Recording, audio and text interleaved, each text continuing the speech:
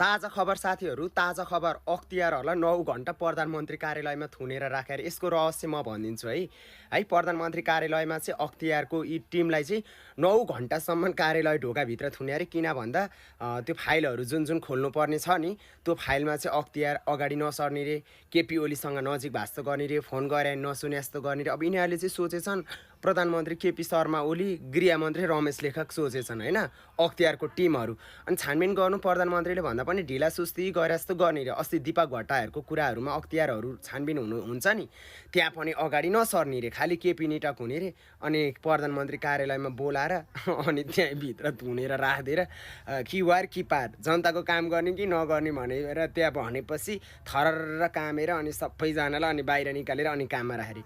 Great the Balen सरकार, तेरो बाउलाई बब्बाल भएछ। को खुसी हुनुहुन्छ सक्दो सेयर गर्नुहोस् न। 9 घण्टा थुनेर राखे अरे साथीहरू अख्तियारको।